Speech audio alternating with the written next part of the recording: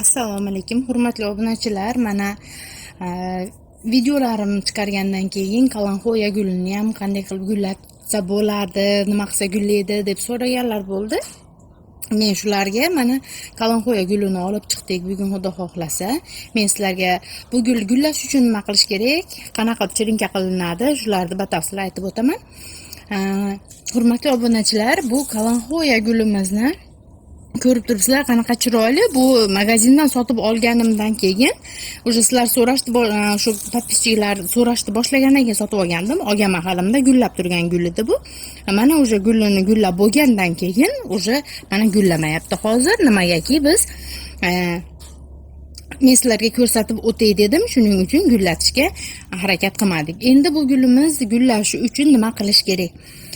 Avvalo bu gulni gullataman desangiz, magazindan sotib olganingizdan keyin o'sha gulini to'kib bo'lganidan keyin siz bularda obreska qilishingiz kerak. Mana joydan kesib olib tashlashingiz kerak. Hammasini olib mana bu joydan kesib, undan keyin bu kesganingizni o'zingiz alohida idishchaga ekib chirinka qilib olsangiz bo'ladi.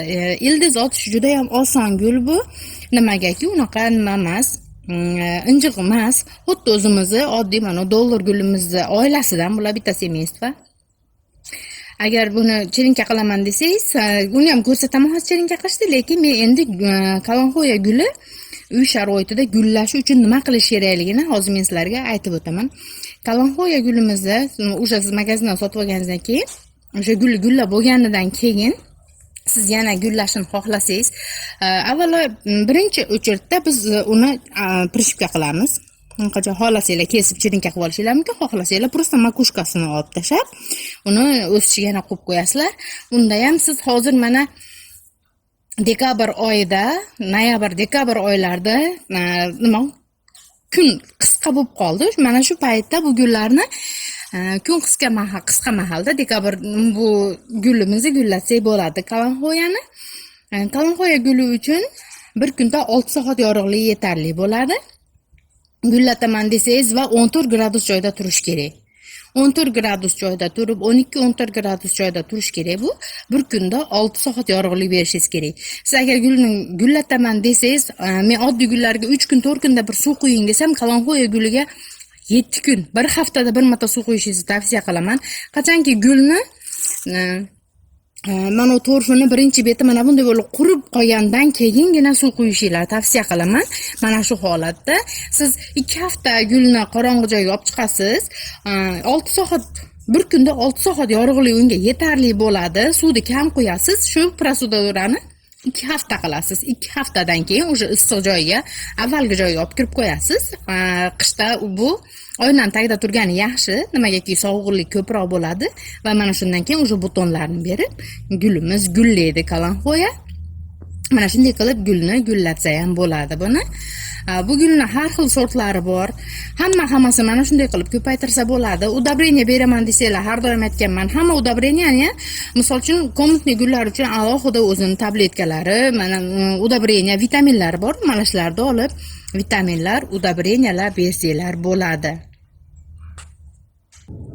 Hurmatli obunachilar, endi bu gulimizga 6 soat, bir kunda 6 soatgina yorug'lik yetarli dedim. Qolgan mahal bu gulni qayerga qo'yamiz? Agarda o'zingizlarda nima joylar, qorong'i joylar bo'lsa, endi uyda misol uchun podvalga o'xshagan joylar bo'lsa, u yer sovuqroq bo'lishi mumkin, 6 gradus bo'lishi mumkin, bo'lmasa 4-5 gradus bo'lsa bo'lmaydi. Bu gulni u yerga qo'yib, uyda turgan holatda, shu turgan holatida ustiga qora paketmi, qora materialni tashlab qo'yasizlar. Обязательно qorong'i qilish kerak, shundagina gullaydi va suvni juda kam quyish kerak. Agar gulni gullataman desanglar, qancha ko'p suv quysa bu gulga, shuncha o'sib g'ovlab ketaveradi, yam-yashil bo'lib, baklari mana rosa ham chiroyli bo'lib g'ovlab ketaveradi, faqat bu gulimiz gullamaydi. Bo'yiga qarab o'saveradi, lekin gullamaydi. Gulni gullataman deganda, shu suvni kam qo'yasizlar, qorong'ilik ko'proq bo'lish kerak va sovuqroq bo'lish kerak. Havo 12-14 gradus bo'lish kerak. Shu prosedurani 2 hafta qilsanglar, shundan keyin o'sha gulinglar qalanxo'ya gullaydi. Endi men bu gulni sotib olganimdan keyin idishini sirazi kattaroq idishga ko'chirganman. Bu kichkinaroq edi. Hozir mana shu turishida bu idishni ham almashtirsangiz bo'ladi. O'sha kattarog'iga agar siz gulingiz mana shunday bo'yda bo'lsa, Mana o'sha buni idishini almashtirsa ham bo'ladi. Bu gulimizni chirinka qilish juda ham oson. Nimagaki mana ko'rgan bo'lsanglar, uje ildizlari bor bu gulni. Mana oppoq bo'lib o'sha ko'rinib turibdi ildizlari. Bu gulni chirinka qilish juda ham oson. Hozir ko'rsataman men sizlarga. O'sha magazindan sotib olgandan keyin uni sirazi 2 hafta, 1 hafta o'sha uyga moslashgandan keyin almashtirsanglar bo'laveradi idishini. Men hozir bu gulimizni kesib olamiz. Mana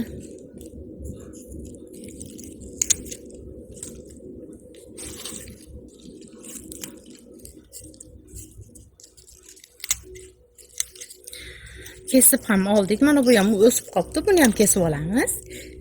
Endi shu gulimiz mana shunday gullashini xohlasak, shunday ukrunoyda yopib, shu qora material, qora paketmi bo'laveradi. Yopib qo'ysak, shunda bu gulimizni gullashiga sababchi bo'lamiz desak ham bo'ladi. Mana chirinkani kesib oldik. Avvalgi listlarni olib tashlaymiz. Bu gulimizni suvda ildiz o'tkazsa ham bo'ladi. Bu gulimizga karnimin ham shart emas. Nimagaki o'zi juda ham oson ildiz chiqaradi. Shuning uchun karnimin ham shart emas. Mana shunday qilib chirinkalarni tayyorlab olamiz biz. Chirinka desam tushunmay qolganlar ham bo'layapti. Bu chirinka deb buni endi shoxlarini biz alohida qilib ko'kartirib olamiz. Shuni aytsak ham bo'ladi. Mana gulimizni ko'rib turibsizlar. Endi men o'zimni gruntimdan foydalandim. Ammo bo'laveradi, qaysi grunt bo'lsa ham yerga eksanglar ham bo'ladi, suvda bo'lsa ham bo'laveradi. Men suvda ko'kartirgandan ko'ra sirazi yerga ekib ko'kartirgan yaxshi deb o'ylayman. Idishchaga nimagaki suvda ko'kartirgandan keyin uni ko'chirasiz idishga. Suvdan olib idishga ko'chirganingizda gulda ozgina stress bo'lib qolishi mumkin. Shuning uchun prямо горшокka idishga chirinka qilganda men yaxshi deb bilaman. O'zim doim shunday qilganim uchun sizlarga ham shuni tavsiya qilaman. Birinchi avvalo suvimizda ho'llab olamiz yerda. Idishchalarda, nimalarda, go'nglarda, chirinni go'nglarda ishlasanglar ham bo'ladi, so'rashyapti. Sizni go'ngingiz qanday tayyorlagan deb. Bizning go'ngimiz sotib olingan, biz Rossiyadamiz. Biz uy sharoitida go'ng tayyorlab olishda bizda ilojisi yo'q. Bizga juda ham ko'p miqdorda kerakligi uchun biz gullarni go'nglarda sotib olamiz. Paletlarda. Keyin so'raganlar bo'ldi, bugenvilya gulini ham qanday qilib ko'paytirsa bo'ladi deb.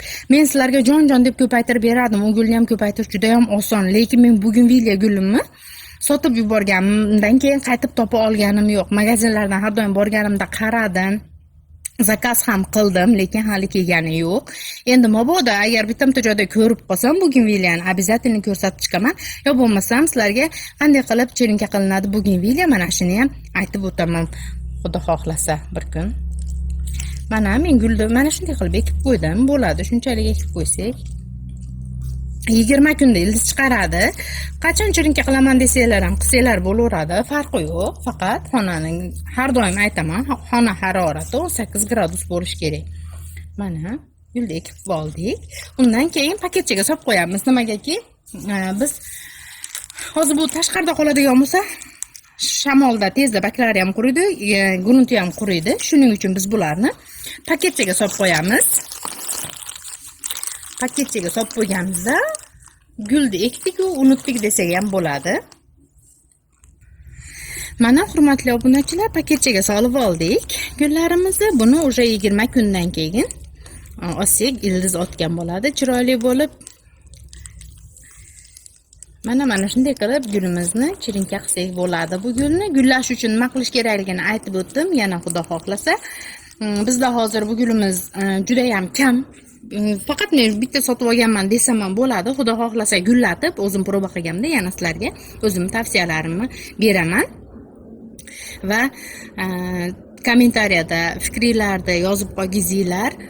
Obuna bo'lmagan bo'lsanglar, obuna bo'lishni unutmanglar. Yana sizlarni qaysidir gullar qiziqtiradigan bo'lsa, kommentariyada yozib qo'ygizinglar. Agar o'zimda qo'limda bo'ladigan bo'lsa, shu gullar qanday qilib ko'paytiriladi, hammasini batafsil tushuntirib o'tib ketishga harakat qilaman sizlarga. Yana